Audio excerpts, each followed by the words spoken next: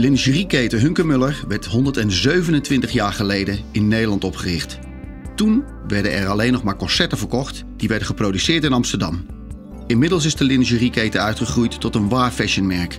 In de afgelopen 5 jaar groeide Hunkemöller van 315 naar ruim 600 winkels en is daarmee marktleider in de Benelux.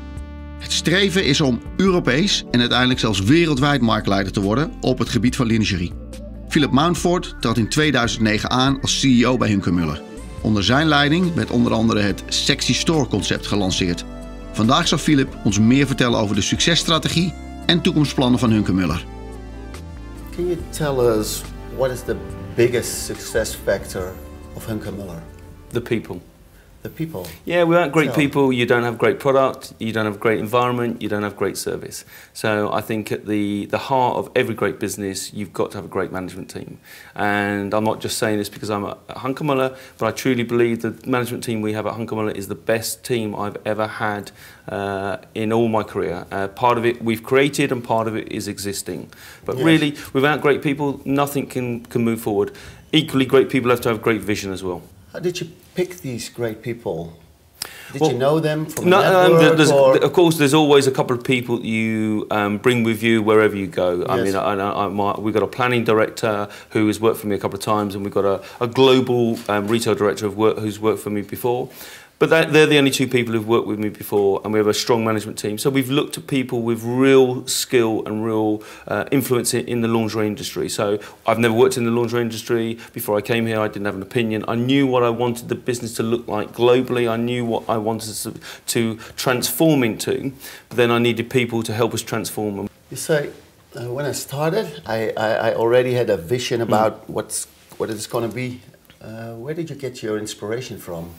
Right, what I do whenever I start a new business, I literally go to all the countries before I ever go to the head office. So before I turned up in Hilversum, I'd already been to every single country. I'd sat down with a group of managers on my own and actually asked them what was wrong with the business. Then I came away, I did some travelling to the US, to Hong Kong, to Paris, to Italy, to try and visualise what I wanted the brand to look like. So when I came in, I wrote down a number of key things that I wanted us to look like. And one of it was a high street brand, yes. One of it was world-class service. I wrote down multi-channel, of course that's moved on into omni-channel. Then I needed to create a plan to transform us from what was a good retailer to a high street brand, and now our longer term vision, of course, is to become a global brand. Yes. How would you describe that new brand positioning? You know, when we first started, we only wanted to be strong in Europe, so we came up with a concept that we believed was going to be strong enough to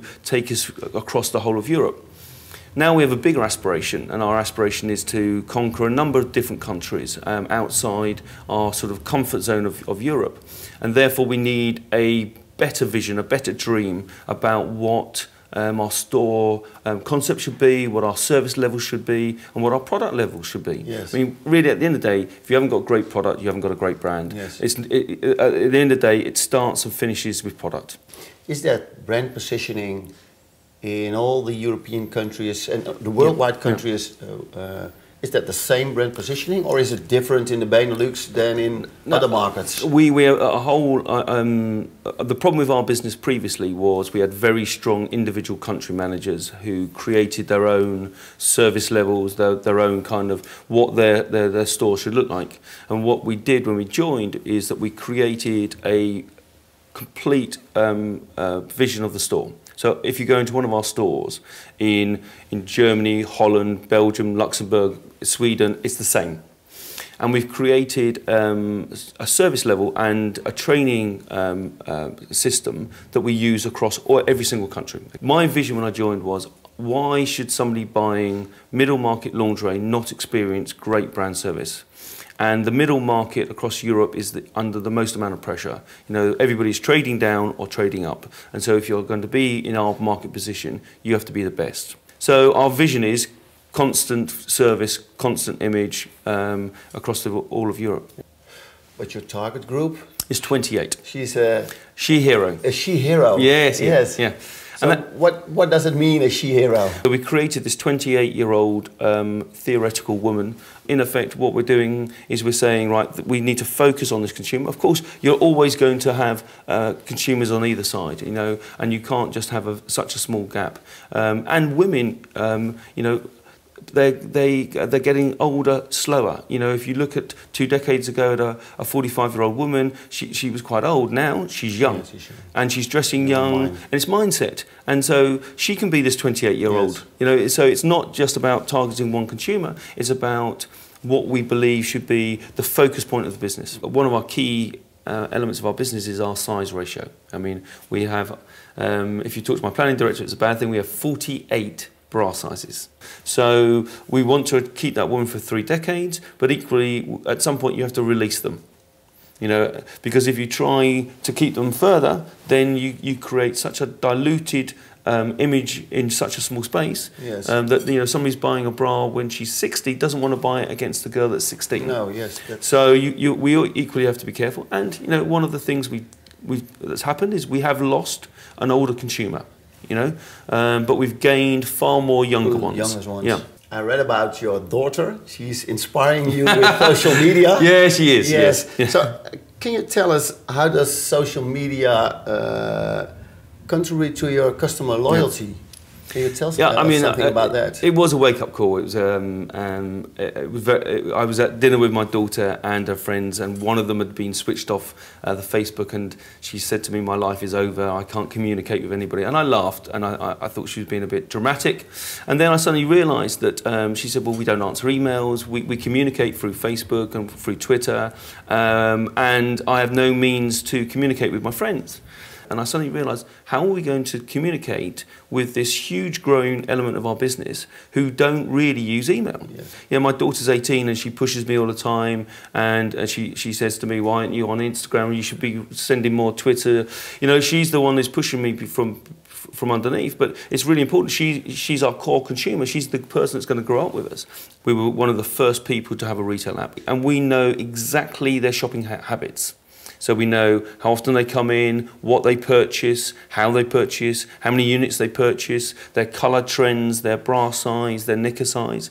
So we can communicate with them with product information that's relevant. And what we found is the consumer does not want garbage. They don't want spam mails. They want things that are associated and relevant to them. Because if you don't do that, they just block you and unsubscribe. Yes. A few years ago, Hunkemöller had a brand extension, yep. boutique. Do you think such things will come in the future again, or will say, no, we had a lesson, learn from that, and that's not a strategy? Or what's your opinion about it? When I joined, we had the 2 brands, and you know, the business was slightly, everything we did was twice. And I said, you know, if I want to be a global brand, there can only be one name. And, you know, we took market research, and still the strongest name by far is Hunkemöller, by a long, long way, across all the market sectors. Will there be other stores? I'm not saying no, but it's certainly on our roadmap at the moment. The answer is no. But there are, you know, but there could be, and what could they be? HKMX, which is our sportswear line, is growing at such an incredible rate.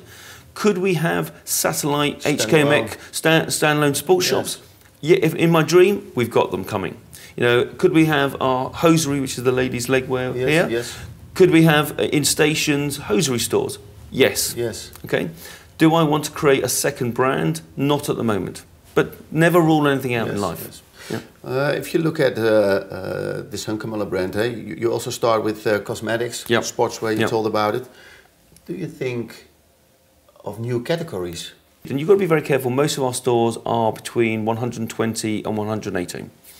And you've got to be careful that you do not change your skill set. And our skill set is selling ladies' lingerie and swimwear. That's our real, you know, DNA. Your inner core. Yeah, in our core. We've done 1 or 2 very sort of challenging things. We opened Antwerp, which is 500 square meters. It's been sensational. I thought it was going to be good, but we've tracked at 30% above our target. So will there be more of those? I think we're going to open more really big stores in key locations across Europe. But my focus is on giving the best lingerie and swimwear possible. You know, I think you've got to make sure that you don't lose your focus. You know, I've seen so many brands lose their focus, yes. Because they always want jam tomorrow, and actually they need to focus in on the core element of their business and just make that better. Something personal. You were ranked 3rd in Best Retail Executive, top 5. What makes someone a good leader? Can you tell us something about that? Yeah, I think you've got to have a vision, and I think you've also got to be very prepared to listen, because all the good ideas are actually in your team. Normally, the really great ideas are with very junior people because they're unrestricted by profit and loss accounts, or will we get an investment proposal on it, or those sort of things. Some of the great ideas come from junior people, and so it's about using their great ideas to make the business better. Yes. But as a leader, you've still got to lead from the front. But actually then use the people in your business to get great ideas. And I still think the most important thing is praise the people who gave you the ideas. Well, this is a great example. This concept came from a talent program that we have in our company of the sort of middle management, and we take some really key people who we believe are going to basically run the business longer term. And they came up with this concept. Okay, they didn't come up with how it looks, but they came up with that we should have a boutique designed sexy concept in fashionable areas around Europe. Yes. They came up with the brief, and then we put it with Cronoll, who are one of the best European retail shop designers, and they came up with the concept.